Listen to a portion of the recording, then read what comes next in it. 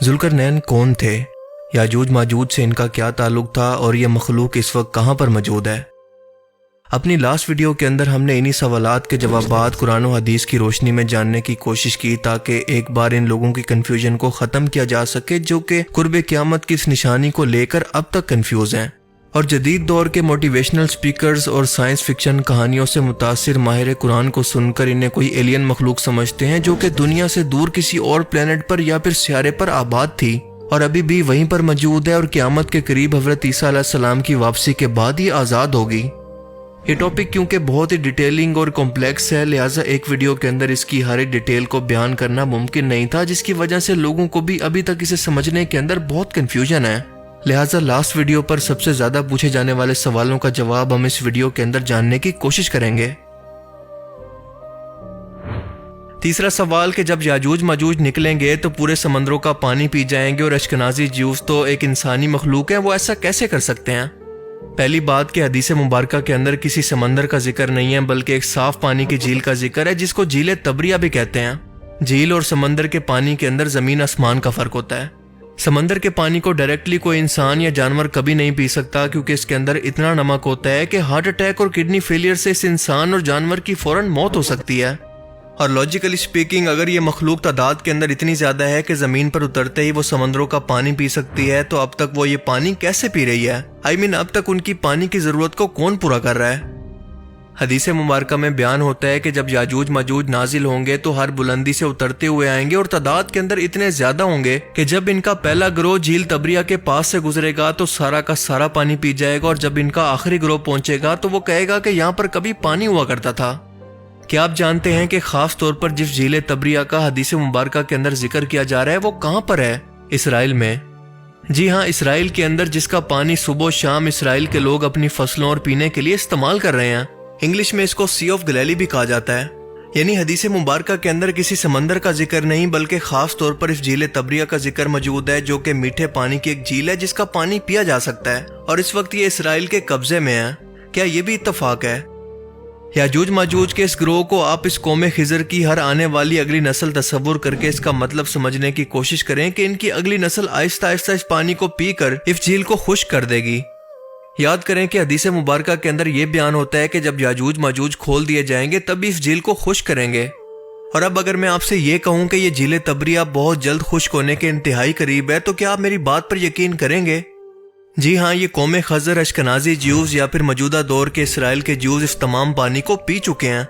ماہرین کے مطابق اس جھیل کے اندر پانی کی سطح اس قدر کم ہو چکی ہے کہ دوبارہ یہ اپنی اصلی حالت کے اندر کبھی واپس نہیں آ سکتی۔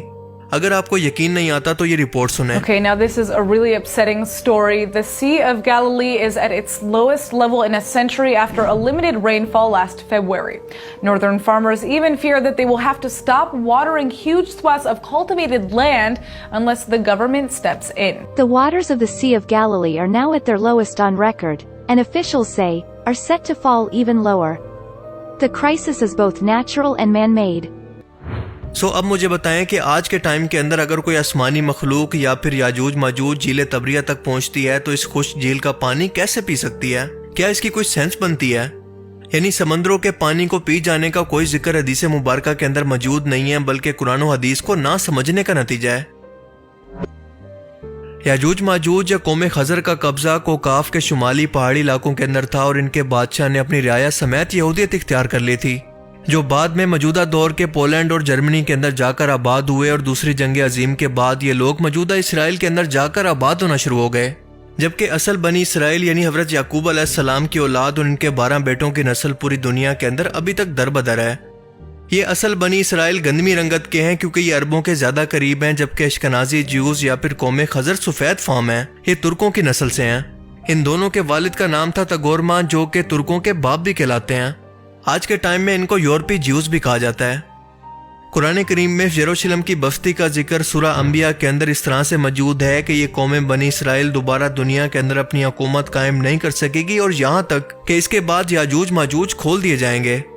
کیا آپ کو قرآن پاک کی ان دونوں آیتوں کے درمیان کوئی ربط نظر نہیں آتا جو کہ ایک دوسرے کے اوپر موجود ہیں؟ اور ظاہر ہے کہ یہ بلا وجہ نہیں ہے، ان دونوں چیزوں کا آپس کے اندر کوئی نہ کوئی تعلق موجود ہے۔ ذرا غور کریں کہ بنی اسرائیل قوم کو دوبارہ ان کی حکومت نہ دینے کی سزا کا اعلان کرنے کے بعد اللہ پاک فرماتا ہے کہ یاجوج ماجوج کو کھلا چھوڑ دیا جائے گا۔ اللہ تعالیٰ کی ذات ایبسٹریکٹ معنوں کے اندر اس قوم خضر کی حکومت اور پھر دنیا پر ان کے مسلط ہو کر ہر ایک اونچائی پر ان کا کنٹرول ہونے کی پیشن گوئی کر رہا ہے۔ سورہ انبیاء کی ان 2 آیتوں کی ایک ساتھ موجودگی کا جواب یہ انٹرگلیکٹک یا پھر آسمانی سفر کیسے دے سکتا ہے؟ آج بھی دنیا بھر کے اندر موجود ربعی اور کرسچن پادری بھی تاریخی طور پر اشکنازی اور اصل جیوز کے فرق کو سمجھتے ہیں، اور یوٹیوب پر آپ کو اس طرح کی بہت ساری ویڈیوز مل جائیں گی جو اس فرق کو ایکسپلین کرتی ہیں کہ اصل جیوز اور اشکنازی جیوز کے اندر کیا فرق ہے۔ ان میں سے کچھ کو سیمپل کے طور پر آپ خود دیکھ لیں۔ ڈاکٹر جان اینٹن ایک اشکنازی ڈی این اے سائنٹسٹ ہیں، اور انہوں نے اپنی ریسرچ کے اندر ایک ایسا حیرت انگیز دعویٰ کیا جس نے سب کو حیرت میں ڈال دیا۔ اس کا کہنا تھا کہ میری تحقیقات کے مطابق موجودہ اشکنازی جیوز کا ڈی این اے 99.97% ایک ہی نسل سے ملتا ہے، اور وہ نسل بنی اسرائیل نہیں ہے بلکہ قوم خضر ہے، اور یہ وہ نسل نہیں ہے جو کہ بنی اسرائیل سے تھی، بلکہ ان کا ڈی این اے ترک نسل سے بہت زیادہ ملتا ہے، جس کا مطلب کہ اسرائیل کے اندر موجود 99.97% یہودی دراصل اشکنازی جیوز یا قوم خضر سے ہیں۔ ممکن ہے کہ اس سے بھی زیادہ ہوں۔ You see Ashkenazis, which is right, that kind of pinkish orange one, or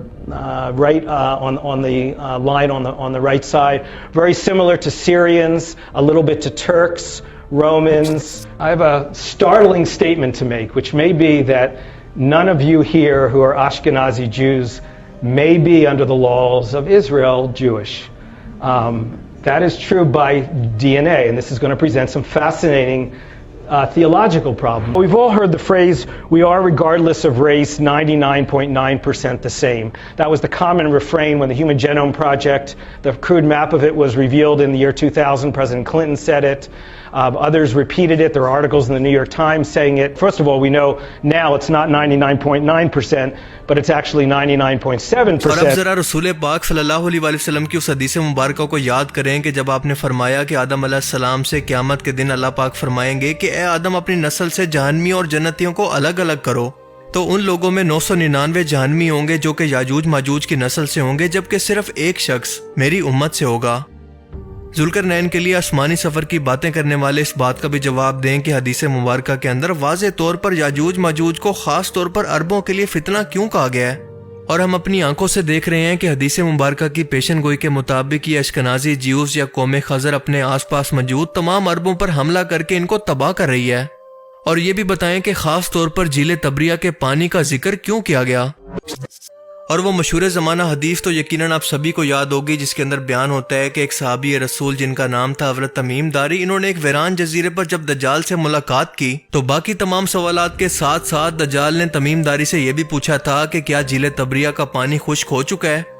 حضرت تمیم داری کا جواب تھا کہ ابھی اس کے اندر کافی مقدار میں پانی موجود ہے۔ دجال نے یہ سن کر کہا تھا کہ بہت جلد اس کے اندر پانی خشک ہو جائے گا اور مجھے باہر نکلنے کی اجازت مل جائے گی۔ اب یہ لوگ اس حدیث مبارکہ کا کیا جواب دیں گے؟ یعنی یاجوج ماجوج کی یہ نسل دراصل رسول پاک صلی اللہ علیہ وآلہ وسلم کے دور سے ہی آزاد ہو کر پوری دنیا کے اندر پھیل چکی ہے، اور آج کے دور کے اندر یہ پوری دنیا سے ایک جگہ پر اکٹھے ہو کر اپنے لیے ایک الگ ریاست بھی حاصل کر چکے ہیں، اور پوری دنیا کے لیے خاص طور پر عربوں کے لیے فتنہ بن چکے ہیں۔ جھیل تبریہ کا پانی بھی پی پی کر خشک کر چکے ہیں اور اپنی عادت کے مطابق فتنہ و فساد بھی پھیلا رہے ہیں۔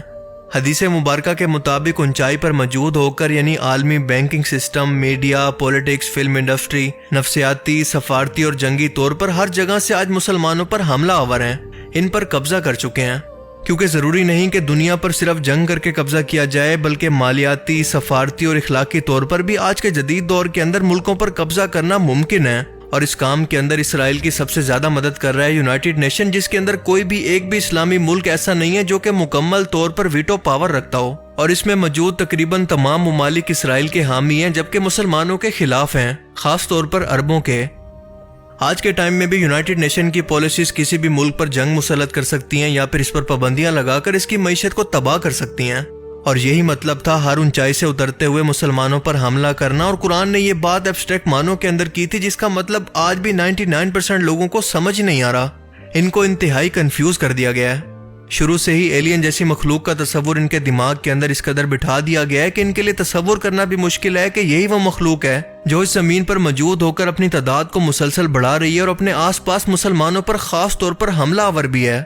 جبکہ اللہ تعالیٰ نے سورہ کاف کی آیت 98 کے اندر فرمایا کہ ذوالقرنین نے یہ دیوار بنانے کے بعد فرمایا کہ یہ میرے رب کا فضل ہے اور جب وہ وقت آئے گا تو وہ اس دیوار کو مسمار کر دے گا، بے شک میرے رب کا وعدہ سچا ہے۔ اور اسی وعدے کے بعد دربند کی یہ دیوار جو کہ موجودہ داغستان کے دربند کے علاقے کے اندر موجود ہے مسمار ہو چکی ہے۔ حضرت عیسیٰ علیہ السلام کی زمین پر واپسی اور دجال کو قتل کرنے کے بعد یہی یاجوج ماجوج اپنا آخری حملہ کریں گے جو کہ کسی بھی صورت میں ہو سکتا ہے، اور یہ ان کے لیے وہ سزا ہوگی جو کہ انہوں نے حضرت عیسیٰ علیہ السلام کی اس سے پہلے پیروی نہ کی اور ان کو قتل کرنے کی کوشش کی۔ اور اس کے بعد بیان ہوتا ہے کہ یاجوج ماجوج کا حملہ اس قدر شدید ہوگا کہ حضرت عیسیٰ علیہ السلام اپنے پیروکاروں کو لے کر ایک پہاڑ کی چوٹی پر چڑھ جائیں گے، اور اس کے بعد اللہ تعالیٰ ان کے جسم کے اندر ایک کیڑے کو، ایک وائرس کو پیدا کرے گا جو کہ ان کو ختم کر کے ان کی لاشوں کو زمین پر بکھیر دے گا۔ اب اس کیڑے کی، اس وائرس کی نوعیت کیا ہو سکتی ہے واللہ عالم، ہم اس کے بارے میں کچھ نہیں جانتے، اور اگر ہم اس کو قرآن کریم کے الفاظ کے مطابق اسٹریٹ یہی سمجھ لیں کہ وہ کوئی کیڑے ہوں گے، تو مجھے یہ بتائیں کہ اتنی بڑی فوج پر اتنے بڑے کیڑوں کی فوج آخر کہاں سے آ سکتی ہے؟ اس کا مطلب کہ اس کی نوعیت کچھ بھی ہو سکتی ہے جو کہ اب تک ہم سمجھنے سے قاصر ہیں۔ یہ کوئی بھی جان لیوا وائرس بھی ہو سکتا ہے یا کوئی بیماری بھی، کیونکہ 1400 سال پہلے اللہ کے رسول اگر یہ وائرس کا لفظ بیان کرتے ہیں تو آپ مجھے بتائیں کہ کتنے صحابہ کرام اس کو سمجھ پاتے۔ اب ان تمام پیشن گوئیوں کے بعد آخر شک کی کیا گنجائش باقی رہ جاتی ہے کہ یہ قوم خزری دراصل یاجوج ماجوج کی نسل سے ہیں جو کہ آج بھی اسرائیل پر قابض ہو کر اکٹھے ہو کر حملہ کر رہے ہیں اور وہی مظلومیت کا کارڈ کھیل رہے ہیں تاکہ ایک آخری فیصلہ کن مرحلہ کن جنگ کے ذریعے مسلمانوں کا مکمل طور پر صفایا کر سکیں، جو کہ عام حالات میں ان کے لیے پاسبل ہی نہیں تھا، کیونکہ آپ جانتے ہیں کہ حملے کے لیے بس ایک جواز کی ضرورت ہوتی ہے، جیسا کہ امریکہ نے سپتمبر 11 کے حملے کا بہانہ بنا کر تمام مسلمان ملکوں پر، خاص طور پر عرب پر حملوں کا آغاز کر کے ان کو مکمل طور پر تباہ کر دیا۔ اور بالکل اسی طرح سے بہانہ بنا کر آج کے ٹائم کے اندر اسرائیل خود کو ڈیفینڈ کرنے یا پھر مظلومیت کا کارڈ کھیل کر یہ جنگ شروع کر چکا ہے، اور مسلمان بیچاروں کو انہی آسمانی سفر کے پیچھے لگا کر ان سے حقیقت چھپائی جا رہی ہے تاکہ ان کو غفلت میں رکھا جائے، جسے کچھ لوگ تو اپنی جہالت کی وجہ سے تو کچھ لوگ جان بوجھ کر پروپیگنڈا کے طور پر پروموٹ کر رہے ہیں۔ اور اسی بات سے اندازہ کریں کہ جب تک ہم اپنے دشمن کو پہچانیں گے ہی نہیں تو ان سے لڑیں گے کیا؟ اللہ تعالیٰ سے دعا ہے کہ وہ ہمیں سمجھنے کی اور نیک عمل کرنے کی توفیق عطا فرمائے، آمین۔